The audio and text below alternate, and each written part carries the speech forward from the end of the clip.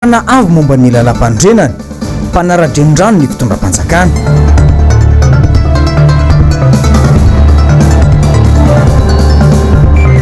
fety ny noely tsy dia nisy fiomanana ny sarababem-bahoaka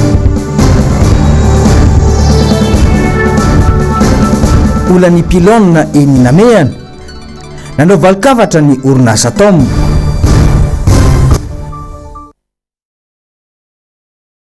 faly manolotra ny araba tombokolesy tomboko vavy amin'izao matinaly ny talata fa 4 ny volana desambra taona 2020 sy 2020 izao angasitrana hatrany ny fanarahanao ny fahitalavitra MBS tonga soto amin'ny fotoagna ny vaovao karibo atsika jiaby anaraka izany vaovao zany hatramin'ny farany karaha efa mazatra atsika moa dia ny lafiny politika no desika manokatra ny vaovao boka atsika miresaka ny lafiny sosialy sy ny ramandalo teto amin'ny tanàna manoloanga ny fanapahan-kevitra izay noraisy ny fitsarana avo momba ny lalam-pandrenana ny amin'ny ilay teti-bola-panjakana 20 sy 2020 dia naneho ny heviny ny solombavam-bahoaka ny Madagasikara voafidy tao amin'ny distrika ny Atsimon-drano tamin'ity androany ity Germaine Menjanahary sy Andry Rakotomalala no mitatitra ny andindin'izay.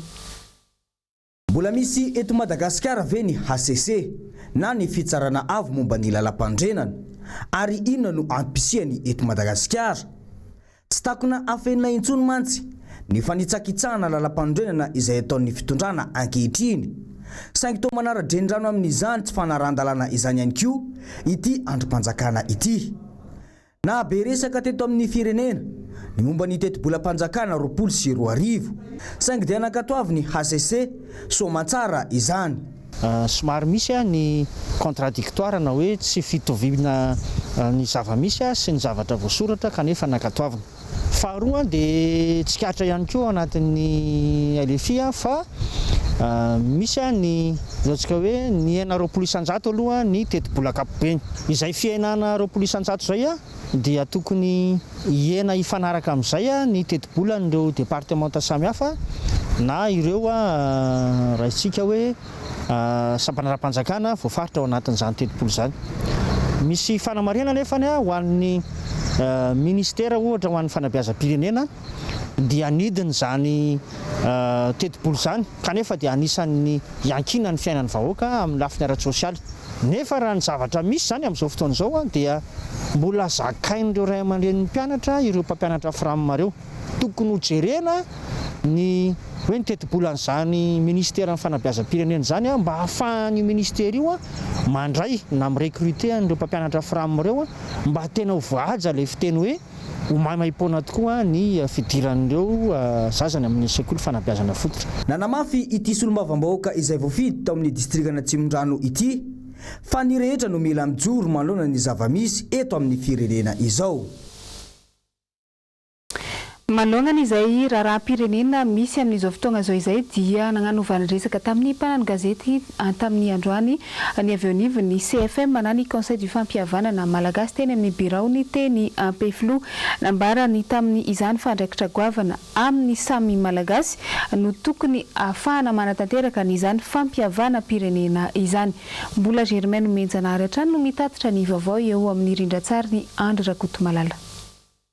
Tsy maintsy misy ny ezaka amin'ny fanatanterahana ny asa na dia betsaka aza ny sakasakana ao anatin'izany andraikitra nomen'ny vahoaka malagasy ny CFM na ny komiteny fampihavanana ny fandrindrana sy ny famerenana io fihavanana io eo amin'ny samy malagasy io ilay antsoina hoe fampihavanam-pirenena tetika asa goavana izay ohatrehan'izy ireo ny ao Ifandany izay distrikana Vaovao noho ny zavanisy tamin'ny taona 2017 sy 2020 ny rehefa nanafika tany nitafika ny radama dia nataon'ny fahirano nitafika Betsileo tamin'izany fotoana zany rehefa resy ry zareo tsy ny lavolefona fa ny safidy ny hamono tena nisy olona tany 3 any no maty tamin'izy io ary rehefa maty ireo Betsileo reo dia nanozona na bodro ny anarana lazainy zareo fa hoe ty faritra ty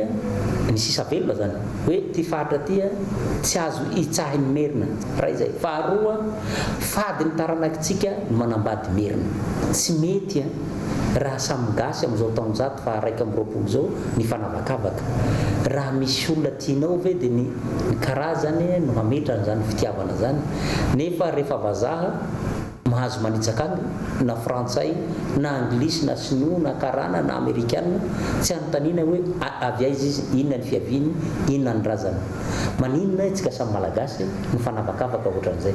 Toerana maro no mbola ahitana olana tahaka izany eto Madagasikara, indrindra fa ny fanavahana ho taranaka andriana sy andevo. Ny tsy fifanajana eo amin'ny samy malagasy fa misy ny antsoina hoe ampivoatany sy ny tanindrana izay samy mampiteraka ny londony eo amin'ny samy vahoaka malagasy. Mbola didy miandry avokoa izany raha ny fanazavana. Vaovao avy amin'ny commune Sabotsynamehana toy ny ilay fitarainana izay nataon'ny mponina tao an-toerana manoloana ny fananganana n'ilay pilôna lehibe ao Namehana dia nisy ny fanazavana izay nandesy ny orinasa miandraikitra ny fananganana n'izany pilôna izany. Voalaza tamin'izany moa fa efa nahazo alalana avy tamin'ny commune sy ny fokotany tao Sabotsynamehana ny fahafahana manangana n'ity fotodrafitrasa ity. Ny andindin'izay tateriny Jessica Miray.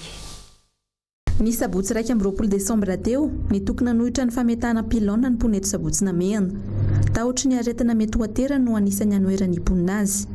Manoloana izay anefa nandefa fanazavana taty aminay ny orinasa tompona andraikitra ny fametahana io pilôna io. Antenne relais io apetraka eo Sabotsynamehana io anamaevanana ny fivangongony fampiasana tambazotra. Toerana hafa no efa saika ametahana ity pilôna teo aloha saingy efa notoerin'ny mponina satria nisy fasana lazaina fa masina teo amin'ilay toerana. Fasana izay tsy tafiditra ao anatin'ny harem-pirenena ho hiatrany ity fanazavana ity. Nitady toerana hafa indrairaka izany orinasa, tranon'olon-tsotra misy terasy no tapaka fa ametahana azy. Nisy ny fifanarahana tamin'ny tompotrano, natao ny contrat de bail. Natao ihany koa ny taratasy teo anivon'ny fokotany, ny teo anivon'ny commune ambanivohitra Sabotsynamehana. Nisy ihany koa ny fivoriana fampahafantarana ireo mponina manodidina ny toerana ametan'ilay pilôna. Ary amafisiny ity fanazavana ity hatrany fa fantatry ny mponina tetỳ hatrany am-boalohany ny mikasika ny tetikasa fametahana pilôna.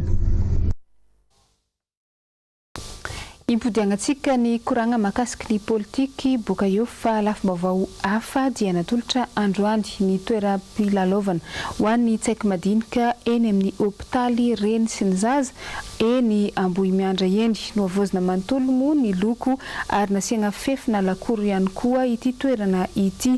Ny toeram-pampianarana CEDS no miantoka ny fanamboarana an'izany. Jessica Miray sy Tahiriniana Ranarnirina no teny an-toerana tamin'ny marandray teo ary mitatitra ny vaovao.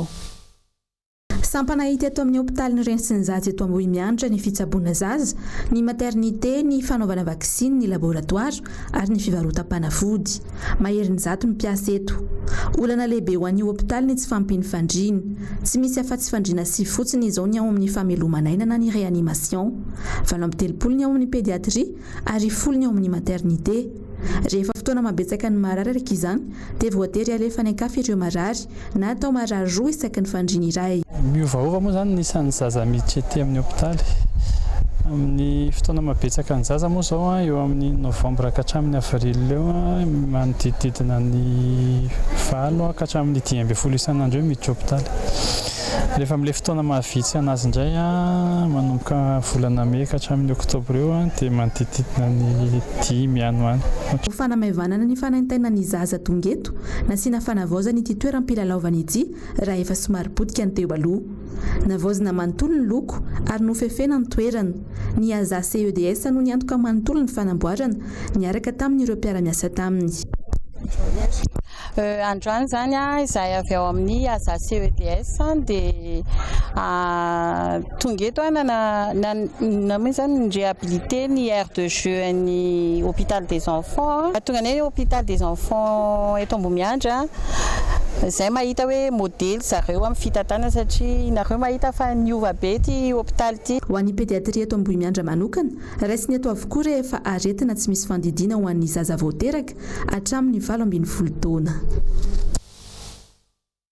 Fa hipodenatsika kely ny lafiny politika tsy rariny ny raha mandalo mahazo ny vahoaka malagasy amin'izao fotoana izao nambarany député Alain Ratsimbazafy tsy misy ny fizahavana ny tombontsoa an'ny vahoaka izay ataon'ity fitondrana ity. Izay no anisany azo aravina tamin'ny nambarana tamin'ny valandresaka izay natao tamin'ny mpanao gazety Germaine Menjanahary Andry Rakotomalala. Ataon'ny mpitondra lalaonjaza tanteraka ny fiainan'ny vahoaka malagasy. Ministra tsy nahavita ny asany no notendrena hitantana zavatra izay efa misy olana sy mampaharary ny malagasy maro. Tsy ampy teknisianina ve eto Madagasikara sa tsy maintsy ny mpiara-diandry no mila mahazo fitantanana. Tsy nahavitany ny asany ny fahitana azy no nandraisan'ny fanjakana fanapahan-kevitra. Gaga nefa ianao amin'izao fotoana izao fa notendrena indray zany olona izany ho tale général. Tena vahaolana ve izy rehefa tale général satria ny marary any vahoaka zao dia ny olana eo amin'ny lafiny ara-jiro, ny olana eo amin'ny lafiny araky ny rano etsy andanin'izany itsika mametraka an'ilay antsoina hoe vérité de prix. Raha metraka an'izay vérité de prix zay tsika hiakatra zany ny vidin'ireo jiro sy rano resahana teo ireo, manahoana ny fiatraikan'izay aty amin'ny fiainam-bahoaka. Zany hoe mbola tsy ho voatsintsika ihany ny io lafiny ara-tsosialy io.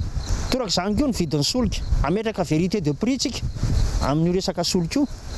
Ny vidim-piainana nefa amin'izao fotoana izao dia efa iaraha malala fa miaina ao anatin'izany antsoina hoe fahasahiranana lalan'izany ny vahoaka.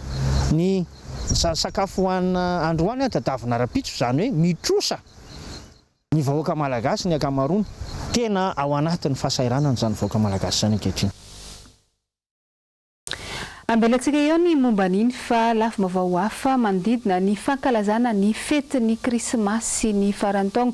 Atsika zao moa efa tafiditra anatin'ny hoe fetin'ny krismasy satria efa misy ireo mamonjy ny sasakalina ary amaray fa 20 ny volana Desambra no tena ankalazana an'izany fetin'ny Noely izany. Zava-dehibe sy manan-danja amin'ny mpino kristianina izy ity.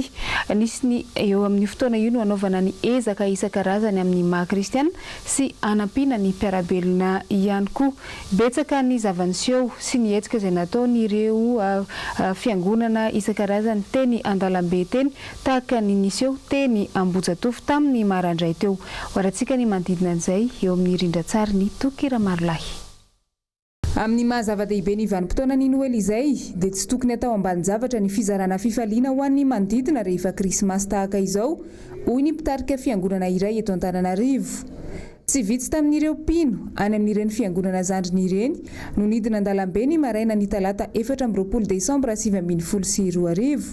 Nizara kilalao sy izay voatsirambiny tanana ho an'ireo zaza sahirana. Tena hoe fananana hoe esprit-ny krismasy dia Jesosy Kristy tonga hitondra fiainana.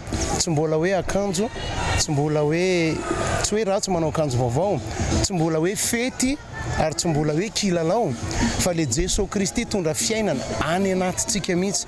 Zay no krismasy. Misy ny antsoina hoe krismasy tantara, fa misy le krismasy fiainana izay tena iainana. Ka na mety nisy tsy nahazo kilalao, mety nisy tsy nahazo akanjo, mety misy tsy mba afaka manao fety, raha afaka manao an'izany moa ianao vao may tsara, fa ny tena tsara krismasy tena fiainana. Andriamanitra tena tiantsika malagasy ary io tsy miankina amin'ny hoe fitondram-panjakana, tsy hoe anao politika tsika, fa malagasy isam-batan'olona tena miatoraka amin'ny tompo.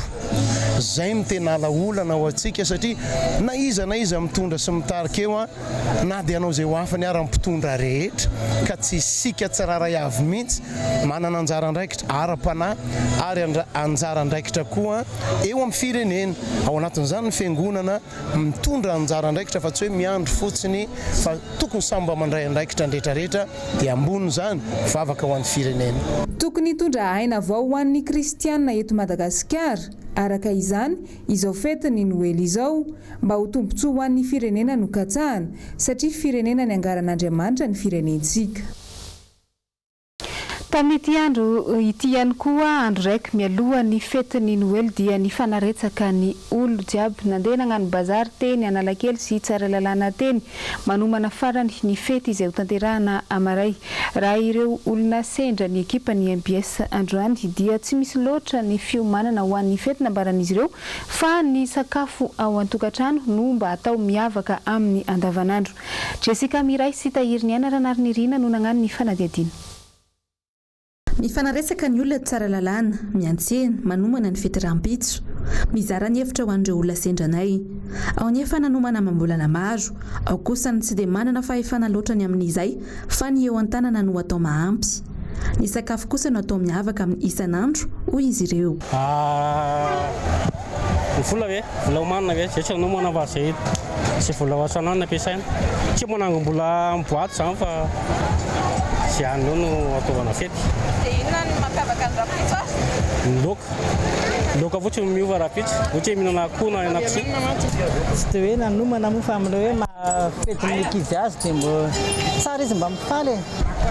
Raha ny tena marina aloha zay tsy manao krismasy. Tsy manao krismasy zay fa ohatrany hoe tsy miova e, ohatrany isan'andavanandro ihany. Miavaka kely fotsiny izao hoe andavanandro isan'andro efa eo amin'ilay rotorotom-piainana hoe mandeha miasa dia androany izao izay reto hoe mba nisafidy hoe hivoaboaka mba hoe andehandeha kely mijerijery izay zavatra hoe mahafinaritra an'ireto zanako reto dia vola manokana? Tsisy hoe fa manana vola manokana fa hoe mety mampiavaka ny rapitso fotsiny izao ohatra ngamba hoe mba mamono gisa. Teo amin'ny 100 000 ariary. Eo manodididina eo. Maintsy efa manomana budget satria hafa zany hoe mba hoe krismasy tsy ohatra ny fety isan'andro fa na izany ary misy fanomanana koa ny ara-panahy ny amin'ny rapitso. Androany hariva zao dia makany am-piangonana. Tonga dia teneniko hoe zay mpino kristianina dia miandry fitahiana Jesosy. Dia izay fitahiana ataony dia izay no etsehana fa tsy manomana hoe andao andany vola ohatr'izao na andao anao dépense ohatr'izao. Izy aloha efa nomanomanana kely any satria ilay ankizy kely raha malala mahita ny avy izy dia tsy maintsy hitongany ny afy. Efa niaina ny fahefa mividin'ny malagasy tsy dia rototra amin'ny fety firintsony koa sahirana amin'ny fitadiavana na izany azy hafa ihany ny fetin'ny Noely ho an'ny malagasy. Fa izy koa fa mikoragna fety zany atsika dia tsy maintsy tafiditra anatiny afoana ny lamba ndraiky kiraro andesina mamonjy an'izany fety izany. Misy ny karazana lamaody izay mampiavaka n'ity fety ny faran'ny taona ity raha ny hita teny anireo tranombarotra isan-karazany izay no tetezinay. Indrindra ihany koa hanomezana fahafapo an'ireo mpakafy lamaody. Rahantsika ny momba an'izay eo amin'ny rindran-tsary ny Toky Ramarolahy. Amin'izao faran'ny taona izao dia efa tafiditra eto Madagasikara ary miverina mahazo vahana eo amin'ny tontolon'ny haingo ny akanjo plissé na zipo izany na akanjo mitohy tena na zipo kilaoty na irony antsoina hoe palazzo irony. Raha ny tao amin'ity tranombarotra fivarotana akanjo iray eto an-tanàn-dehibe ity dia ireo voatanisa ireo no tena hisarom-bahan'ny olona andesina mamonjy ny fety. Tahaka izany ihany koa misy ny lokona akanjo be mpisafidy indrindra. Krismasy zao moa dia zahay ato amin'ny Tripolita manome sosokevitra ho anareo mpanjifa ny amin'ity fety ity zany ny couleur tendance aloha zany amin'izao dia vert sy ny jaune moutarde dia ny modèle ny plissé ny tena lamaody be amin'izao zany ohatra tamin'ny andro taloha ihany no verina zany jupe plissé ou robe plissé dia ny manche koa misy ohatran'ny cloche. Ho anay mpivarotra zany izay foana manome sosokevitra fa be dia be mbola tsy mahalala fa na manamboatra ny sain'ilay olona raha amin'ilay plissé hoe ohatran'ny raneny nefa tena lamaody be mihitsy mbola azo anaovana amin'ny tennis ary izy ho an'ny tanora. Ny tanora 12 ans 13 ans tena mividy mihitsy anaovan'ireo amin'ny tennis nefa ny double emploi zany ilay plissé sady mety entina miangona no mety atao amin'ny tennis. Ny accessoire zany ny collier lava aloha zao no tena ohatran'ny lamaody amin'izao lava dia mety tsara amin'ny azo ampiarahana amin'ireo lamaody ireo. Efa nitsofana ihany koa ny tsena ny kiraro amin'izao akatoky ny fety izao. Ankoatra ireo mahavantana ny sarambabem-bahoaka eny a-bazary, manintona ny olona maro ihany koa ireny tranombarotra avolenta ireny. Manana ny toerany tsara mihitsy aza ireo kiraro isan-karazany sy ny poketra lafo vidy ary amin'ny marika tena izy. Ny avy any Italia moa no tena malaza amin'izany. Amin'izao somary lamody hoe style sexy ho an'ny vehivavy, sandale nefa talon avo, anaovantsika amin'ny robe, amin'ny costume, izao bateau anaovana amin'ny misy an'ilay style amin'izao hoe costume un peu slim, ndraindray nefa tsy costume fa miaraka amin'ny chemise, short. Tsy dia misy miavaka loatra manao akory ny akanjo ho an'ny tsaika kely amin'ny ankapobeny. Mbola mahazo vahana ny akanjo mamirapiratra sy malamalama ho an'ny zazavavy kely. Ny kiraro indray dia saika ireo somary misy voditongotra no tena be mpividy eny an-tsena satria ireny no tsiriritin'ny ankamaroan'ny zazavavy kely amin'izao. Etsy ankilany tsy dia mandeha loatra ny tsena hoy ireo mpivarotra raha oharina tamin'ny fety ny faran'ny taona tany amin'ny 2 na 3 taona lasa. Tsy afa-misaraka amin'ny fiatrehana ny lanonana sy ny vanim-potoana ny fety karan'izao ihany koa raha ny fanaovam-bolo, indrindra fa izy koa fa mikoragna ny eto an-drenivohitra antsika raha ny tety anireny toerana ireny moa ny ekipa ny MBS tamin'ity androany ity dia hita tokoa fa hipoka avokoa ary saika ny laharana ireo toerana fanaovam-bolo ateto an-drenivohitra. Ny vehivavy mihitsy matetika no tsy manaiky anao ambany zavatra n'izany lafy ny taovolo izany rehefa tonga ny fety tahaka an'izao. Jessica Miray, tahiry ny ranarinirin. Raha vavanandro fety toy izao dia matetika aloha laharana ho an'ny vehivavy ny taovolo. Ireo mpanao volo araka izany dia feno matetika sy laharana avokoa. Toy izany izao ireto mpanao volona lehanay teto Analakely ireto. Ny tato izao dia nisy nolavina fotsiny ny olona fa efa betsaka loatra. Satria andro fety moa zany zao dia mba mitombotombo mahafinaritra ny client antsika tsy mitovy tamin'ny fotoana tsotra fa mba hita mba betsabetsaka zany ny client. Ny androany zao niditra tamin'ny fito sasany zay mirava eo amin'ny 9 mahery eo arakaraky ny client fa ny eritreretinay zany mety hoe izy client any amin'ny 20 any ve sa mahery. Betsaka ny clientinay tonga androany misy arany tsy voaray mihitsy indrindra hoe ny manao tissage extension ho tsy ambakan'izany. Tsy misy promotion andreto mpanao volo ireto fa ny fanomezana no misy toy ny chocolat. Manodidina ny 5,000 ariary ny manao volo eto. Izay no ambany indrindra. Miankina amin'ny halavany sy ny hateviny kosa ny lafo indrindra. Ny mofomamy tena malaza ihany koa izy koa fa vanim-potoana tahaka izao ny bûche de Noël. Bokaiza moa no ny andohan'izy ireny, inona no antony nahatonga azy ho anisan'ny sakafo iray fampiasa amin'ny krismasy tahaka izao. Ty misy fanadadena fohy ampatsahivana ny tantaran'izany bûche de Noël izany. Andao rahantsika eo amin'ny rindran-tsary ny Toky Ramarolahy. Vatakazo be vata arehatra ao an-trano mandritra ny Noely no ny andohan'ny bûche de Noël. Tany Eropa no niparitaka ity fomba fanao ity tamin'ny vanim-potoana tsy mbola nisy ny herinaratra ho an'ny rehetra. Mariky ny hazavana ifampirariana amin'ny fitsenana ny taona vaovao izany fa sady natao hanafana ny trano ihany koa mandritra io andro mamirifiry io. Raha mahafantatra fa fotoana ny ranomandry na ny la neige any amin'ny firenena Europeana rehefa volana Desambra.